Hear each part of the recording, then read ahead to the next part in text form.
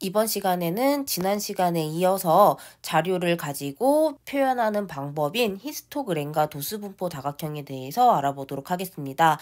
지난 시간에 줄기와 윗그림과 도수분포표에 대해서 알아본 것도 꼭 잊지 말고 기억하고 있으셔야 합니다. 자, 그러면 히스토그램에 대해서 먼저 살펴보도록 할게요.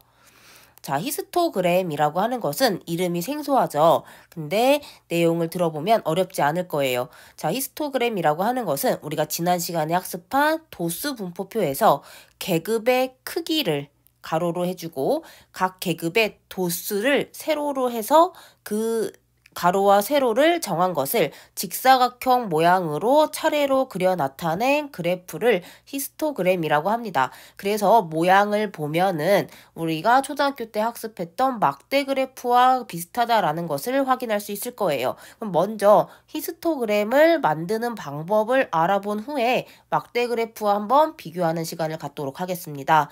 자, 그러면 지진의 규모를 보면 우리가 지난 시간에 학습하고 만들었던 도수 분포표가 이렇게 주어져 있습니다. 자, 그러면 이 도수 분포표를 가지고 계급의 크기와 계급의 도수를 이용해서 히스토그램을 만들어 보도록 할 건데요. 첫 번째로는 가로축에 각 계급의 양 끝값을 적어줍니다. 즉 2.0 이상, 2.3 미만, 그러니까 2.0과 2.3, 그 다음에 2.6, 2.9, 3.2, 3.5, 3.8 이런 식으로 적어주면 됩니다.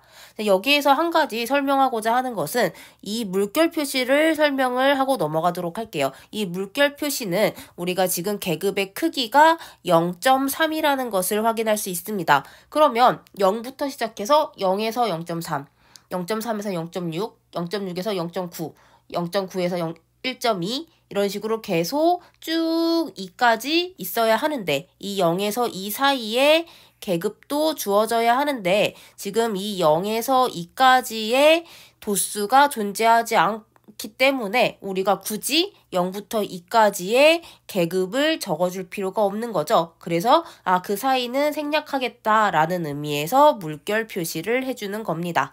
자, 그 물결 표시가 어떤 의미인지 알겠죠? 그래서 우리가 0, 그 다음에 2부터 시작할 수 있는 거예요. 그러면 두 번째로 세로축에는 어떤 걸 적냐면 세로축에는 도수를 적어주는 겁니다. 도수는 5, 11, 8, 8, 1, 1이었기 때문에 이 모든 도수가 들어갈 수 있게끔 칸을 배열해서 적어주는 겁니다. 그 다음에 마지막으로 각 계급의 크기를 가로로 해주고 그 다음에 도수를 세로로 하는 직사각형을 차례차례 그려주게 되는 겁니다. 그래서 이런 식으로 직사각형을 그릴 수 있겠죠. 그래서 전부 각 계급마다 도수에 맞게 직사각형을 표현해 주는 겁니다.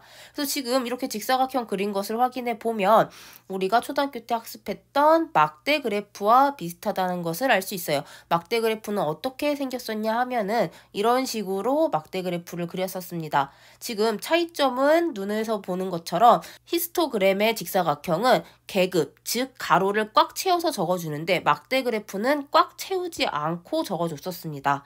자, 그러면 막대 그래프와 히스토그램의 공통점과 차이점을 다시 한번 정리해 보도록 할게요.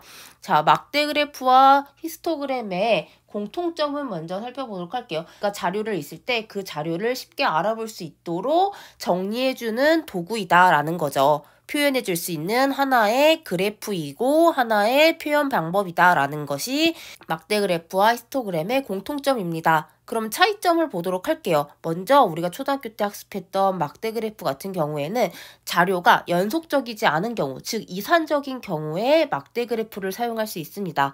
즉 좋아하는 과목이라던가 조별 점수, 혈액형 같은 이산적인 자료를 나타낼 때는 막대 그래프를 사용해 줍니다. 자, 근데 우리가 오늘 학습한 히스토그램은 언제 사용하냐? 자료가 연속적인 경우에 우리가 계급을 쭉 이어서 적어줄 수 있는 경우에는 히스토그램을 사용하게 되는 겁니다.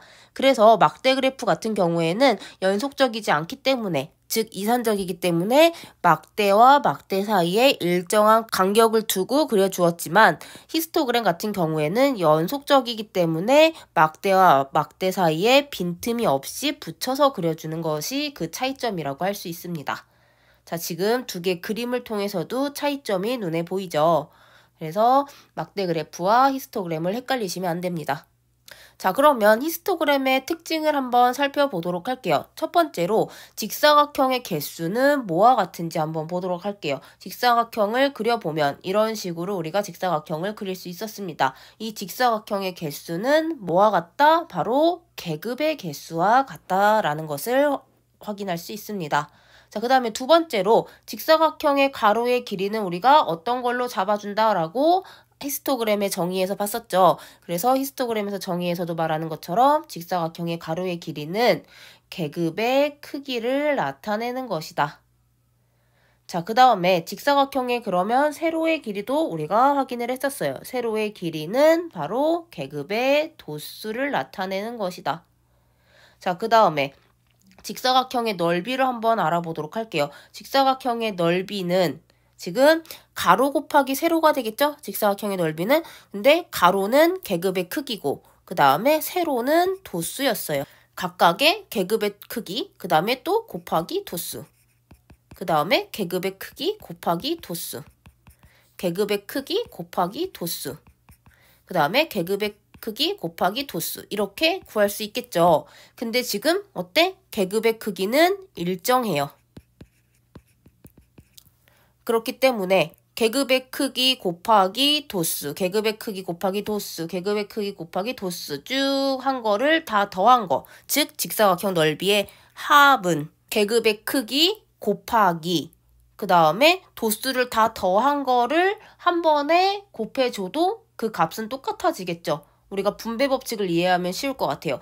계급의 크기 곱하기 도수 얘 더하고 그 다음에 계급의 크기 곱하기 도수 더하고 계급의 크기 곱하기 도수 더하고 각각 다 더한 게 직사각형 넓이의 합인데 지금 계급의 크기는 일정하게 똑같이 들어가 있다. 그러니까 계급의 크기 곱하기 도수의 합을 해주면 되겠죠. 그래서 정리를 해주면 계급의 크기 곱하기 도수의 총합을 해주면 그게 바로 직사각형의 넓이의 합이 된다라는 것입니다.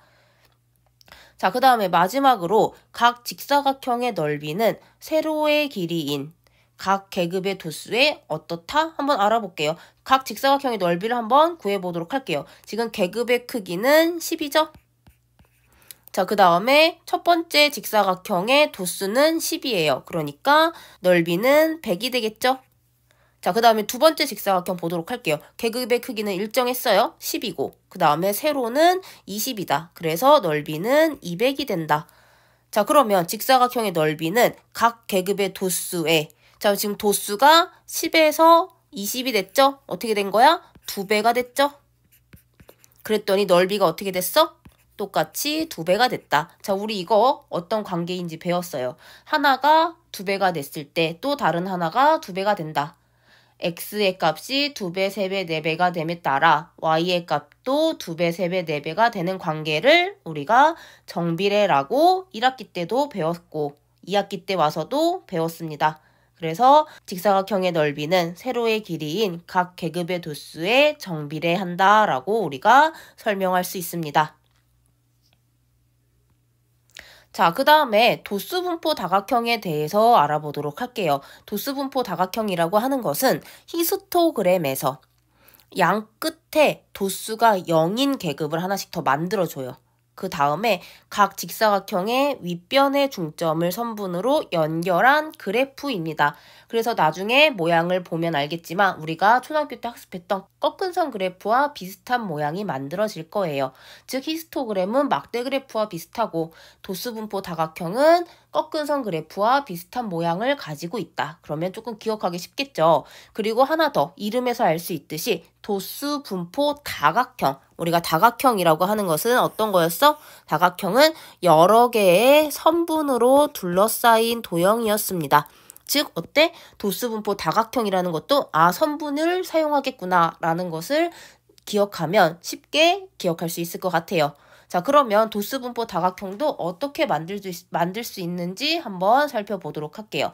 먼저 첫 번째로 히스토그램에서 각 직사각형, 지금 오른쪽에 선생님이 히스토그램을 준비해 놨어요. 그 히스토그램에서 각 직사각형의 윗변에 중점을 찍는다. 윗변이라고 하는 것은 여기를 말합니다. 윗변. 자, 이 윗변의 중점이라고 하는 것은 그 선분의 한 가운데 점을 얘기하는 거죠. 그래서 중점을 찍으면 이렇게 중점을 찍을 수 있겠죠? 중점을 각각 찍어줍니다. 자, 그 다음에 두 번째로 히스토그램의 양 끝은 여기를 말하는 거예요. 여기 양 끝에 도수가 0인 계급이 지금 없죠? 직사각형이 없지만 도수가 0인 계급이라고 생각을 해주는 거예요. 그래서 여기에도 마찬가지로 중점을 찍어줍니다. 자, 그러면 중점을 다 찍었어요. 그 다음에 뭐 하면 될까요? 선분을 이용해야 되겠죠? 그래서 위에서 찍은 이 점들을 다 선분으로 연결을 해줍니다. 그래서 이렇게 연결을 해서 만들게 됩니다. 자, 이렇게 해서 만들어진 그래프가 도수분포 다각형이다 라는 것입니다. 자, 여기에도 선분 있는 거예요. 여기 지금 잘려서 안 보이는데, 자, 여기까지 해서 이런 식으로 선분을 이용해서 꺾은 선 그래프와 비슷한 모양으로 만들어진 그래프를 도수분포 다각형이라고 한다. 자, 그래서 우리가 지금까지 별량을 이용해서 줄기와 잇그림, 도수분포표, 히스토그램, 도수분포 다각형, 즉 이렇게 네 가지로 표현할 수 있는 것을 학습했습니다. 자, 마지막으로 히스토그램과 도수분포 다각형의 넓이에 대해서 한번 살펴보도록 할게요. 자, 히스토그램의 직사각형의 넓이의 합과 도수분포 다각형의 빗금친 부분의 넓이를 한번 살펴보도록 할 건데요. 우리가 결과는 알고 있어요. 두 넓이가 같다라는 거. 근데 왜 같은지 한번 설명할 수 있도록 해보도록 할게요. 지금 오른쪽 그림을 보면 오른쪽 그림에 두 부분의 삼각형이 서로 같다라고 설명을 하고 있습니다. 그러면 이 두 개의 삼각형, 어떤 삼각형을 말하는 거냐면 확대된 부분을 보도록 할게요. 지금 이 삼각형과 이 삼각형이 합동이다. 그래서 어떻다? 넓이가 같다. 왜냐면 합동인 삼각형은 그 모양과 크기가 같기 때문에 넓이도 당연히 같겠죠. 그래서 우리가 이 두 삼각형이 합동이라는 것만 설명을 하면 지금 이 부분과 이 부분의 삼각형이 같고 이 부분과 이 부분의 삼각형, 이 부분과 이 부분의 삼각형, 이 부분과 이 부분의 삼각형, 이 부분과 이 부분의 삼각형이 같아져서 도수분포 다각형의 넓이와 히스토그램의 넓이가 같다라고 설명할 수 있는 겁니다. 자, 그럼 넓이가 어떻게 같은지 한번 보도록 할게요. 지금 이 선분의 길이와 이 선분의 길이는 우리가 계급의 크기, 즉 가로의 길이가 전부 같았어요. 전부 같았을 때 지금 이 가로의 길이는 계급의 크기의 반으로서 두 개가 똑같죠? 왜냐하면 이 중점에서부터 끝까지의 거리이기 때문에. 자, 그래서 변 하나가 같다라는 것을 찾았어요. 그 다음에 이 선분이 지금 직사각형으로 되어 있는 부분이기 때문에 평행하다라는 것을 우리가 알 수 있습니다. 그러면 평행선의 성질을 이용해서 각의 크기가 같다라는 것을 확인할 수 있는데요. 즉 억각의 크기, 이 각과 억각인 이 각의 크기가 같고 그 다음에 이 각과 억각인 이 각의 크기가 같다라는 것을 확인할 수 있습니다.